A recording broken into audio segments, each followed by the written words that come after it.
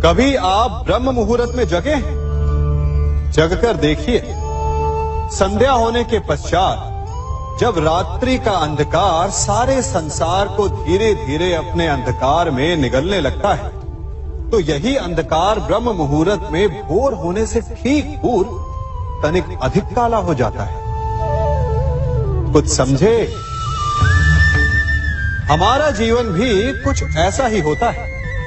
जब हमारे जीवन की समस्याएं अपने अंत पर होती है, तो यही समस्याएं एक भीषण रूप लेकर हमारे समक्ष प्रस्तुत हो जाती है और ऐसे परिस्थिति में अधिकतर लोग हार मान जाते हैं, भय खा जाते हैं। परंतु यदि आप हार न माने, भय न खाएं, दृढ़ रहें, निरंतर आगे बढ़ते रहें, तो प्रकाश के रूप में हमारा स्वागत करने के लिए सूर्य उदय सदा हमारे समक्ष प्रस्तुत रहेगा। आपने बरगद के वृक्ष को देखा है? जितना विशाल उतना दृढ़। पतझड़ में वो सूख जाते हैं, परंतु दुर्बल नहीं होते, टूटकर गिरते नहीं। और उसके विपरीत दलदल में उपजे वृक्षों को देखिए, वो दिखने में तो बड़े होते हैं, पतझड़ आए या शीत सदा हरे भरे होते हैं, परंतु इतने दुर्बल होते हैं कि जल धारा के हल्के से वेग से वो गिर जाते हैं। परंतु ऐसा क्यों होता है? कारण है जड़ें। जिसकी जड़ें दृढ़ भूमि में है, वो हर चक्रवात, हर ऋतुओं को सह लेता है, और जिसकी जड़ें दलदल में है, वो स्वयं की जड़ों को दुर्बल बना लेता है। कुछ ऐसा ही मनुष्य भी होता है, जो अधर्म, कुकर्म और असत्य की धरा पर उपजा है।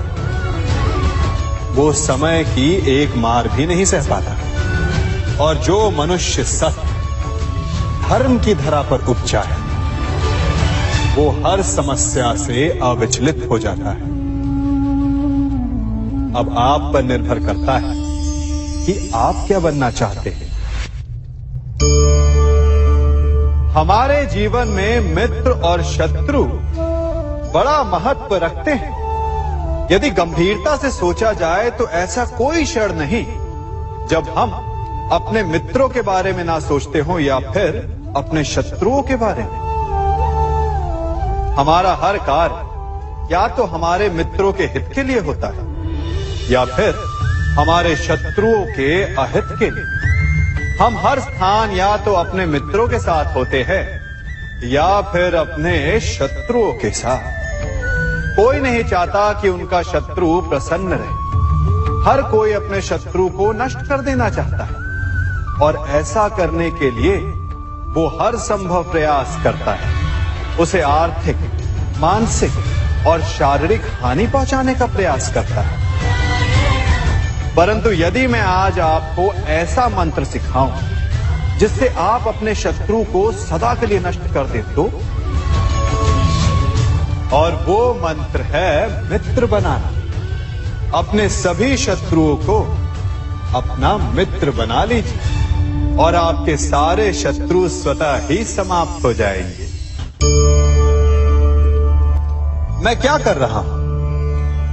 मैं दिए प्रज्वलित कर रहा हूं ताकि अंधकार को मिटा सकूं।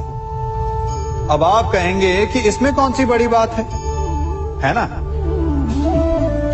परंतु इसमें महत्वपूर्ण बात समझने के लिए यह है कि मैं क्या नहीं कर रहा हूं, और मैं अंधकार नहीं कर रहा हूं। क्योंकि अंधकार को मिटाने के लिए प्रकाश का अस्त्र तो उठाना ही पड़ता है।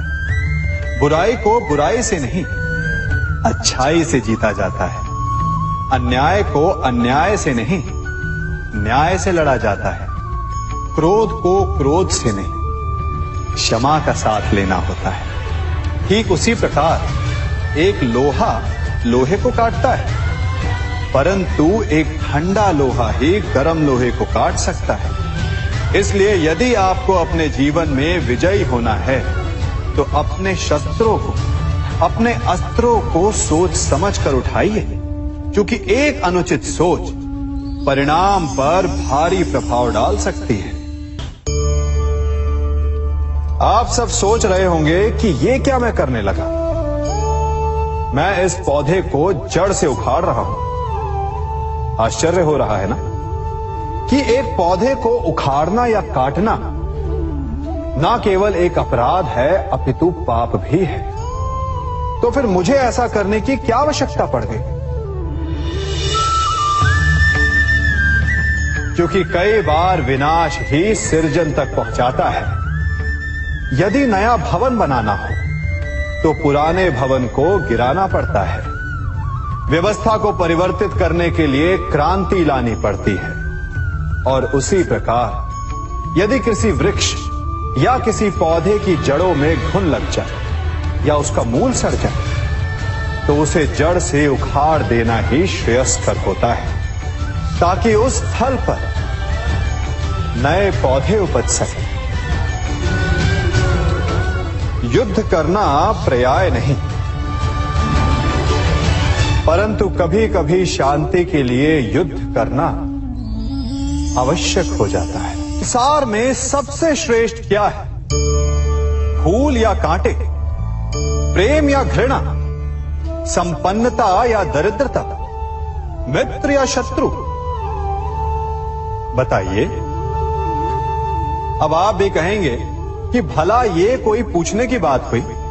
अवश्य, फूल, प्रेम, संपन्नता और मित्र ही श्रेष्ठ है।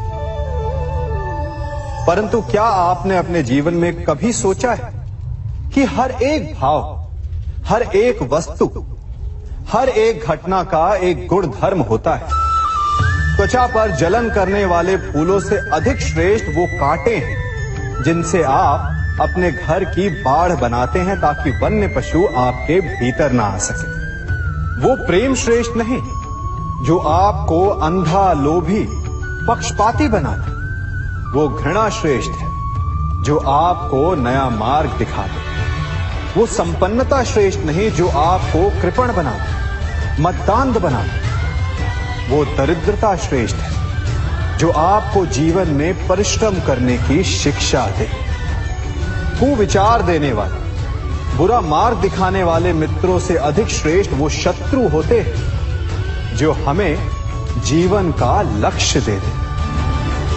इसलिए अपने जीवन में हर वस्तु, हर भाव, हर घटना के गुण धर्म को पहचानिए और उसके पश्चात अपना चयन कीजिए। स्वर्ण। हम सभी को अपने जीवन में स्वर्ण से कभी ना कभी कुछ ना कुछ थोड़ा या अधिक मोह होता ही है ना? परंतु क्या आपने कभी सोचा कि स्वर्ण को प्राप्त कैसे किया जाता है? जब भूमिगत खदानों से स्वर्ण को निकाला जाता है तब वो एक पाषाण की भांति होता है।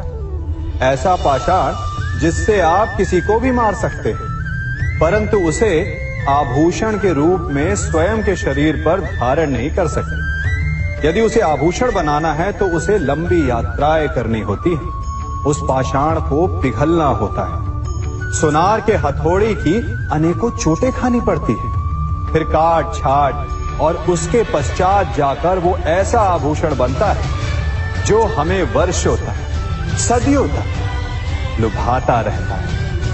इसलिए यदि आपको समय पर विजय पानी है तो स्वयं के निर्माण पर समय देना होगा। हम सभी सुनते आए कि जो वीर होता है, साहसी होता है, शौर्यवान होता है, उसके समक्ष सारा संसार झुकता है। वीर भोग्य वसुंधर। परंतु वीरता है क्या? शौर्य क्या है? साहस क्या है? साहस युद्ध नहीं, वीरता विजय नहीं, शौर्य कभी ना गिरना नहीं। साहस किसी चुनौती के समक्ष खड़े होने का भाव है, तो वीरता उस चुनौती को उत्तर देने के लिए पूर्ण परिश्रम लगा देना है। और